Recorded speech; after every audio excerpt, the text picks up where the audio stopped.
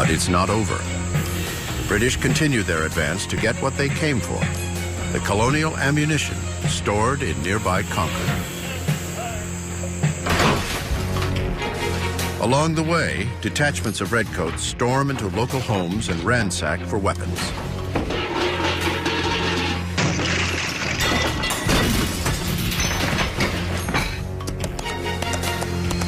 The word spreads, and militia from all over the area rush toward Concord to head off the British. This time, it's the Americans who are coming. They find not just the Concord militiamen, but all sorts of other militiamen coming and still coming and still coming and still coming. The British are certain they can swat these militia away like pesky flies and find that they cannot, that they've encountered hard-fighting men. The British are badly outnumbered. They are forced to retreat.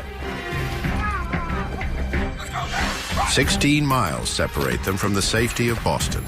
16 miles on foot. They are sitting ducks for armed and angry colonials. It is a trauma they won't soon forget. All the hills on either side of us were covered with rebels, so that they kept the road always lined and a very hot fire on us without intermission. Henry de Bernier, British soldier.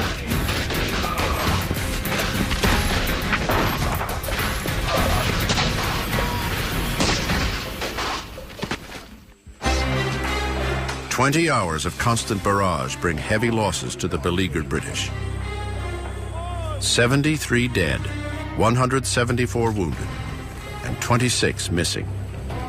The Americans suffer 49 killed, with 40 wounded and 5 missing. By the time British soldiers get back to Boston, the colonials have the city surrounded, with militia from neighboring colonies on their way. Gage and his troops are trapped, with their backs to the sea. The rebels have added insult to outrage.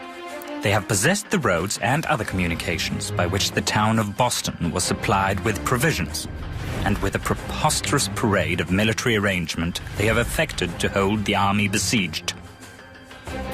Thomas Gage. 3 weeks later, on May 10th, 1775, Benjamin Franklin is back home in Philadelphia, just as the Continental Congress is called back into emergency session. The bloodshed in Massachusetts demands a new colonial strategy. Assembling a continental army and complete independence from England are subjects now on the table. The delegates eagerly await the thoughts of their venerated elder statesman, Benjamin Franklin, only to find him unusually quiet and withdrawn. The long voyage from England has made him ill, but it is the short trip he will soon make that troubles Franklin most. Franklin is headed to a confrontation with his only son, 43-year-old William. The rift in the colonies has brought a terrible split between father and son. William Franklin has been New Jersey's royal governor for over a decade, a post granted him by the king, owing in no small part to being Benjamin's son. William is vehemently opposed to the rebellion and unalterably devoted to the king. Now, his father will make one last attempt to win him over to the patriot side.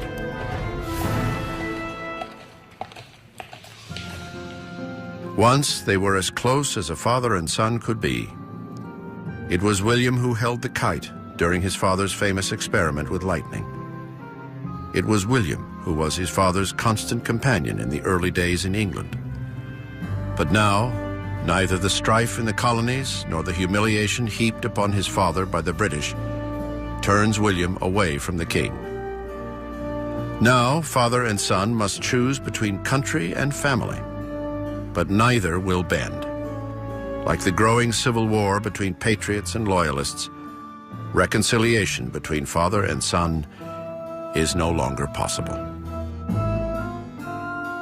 There were two sides to this issue. Most people could have seen both sides. Everyone had reasons to see those sides. Franklin isn't buying it, and he gives his son, he's absolutely unyielding with his son.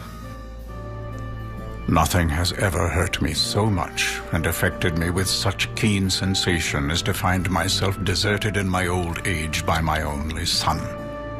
And not only deserted, but to find him taking up arms against me in a cause wherein my good fame, fortune, and life were all at stake. When I think about Benjamin Franklin, the great revolutionary, and his son, the leader of those conservative loyalists, it seems very strange to me that the old man should be the radical and the young man should be the conservative. Once they were inseparable. Now the wound between father and son will never heal.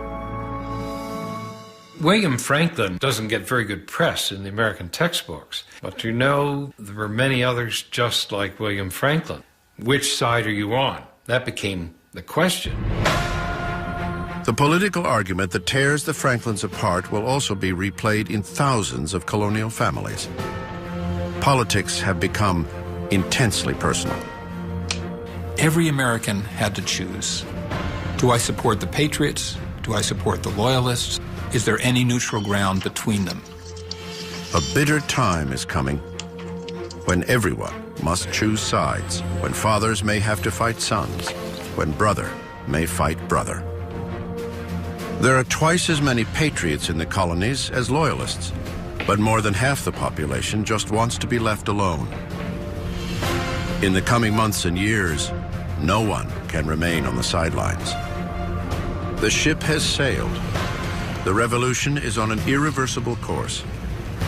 It will take sturdy leadership from men as different in temperament as the people they represent. Whether they know it or not, these are the men of destiny who will guide the American people into their uncertain future. And these are the men who will shed their blood and give their lives to make it happen.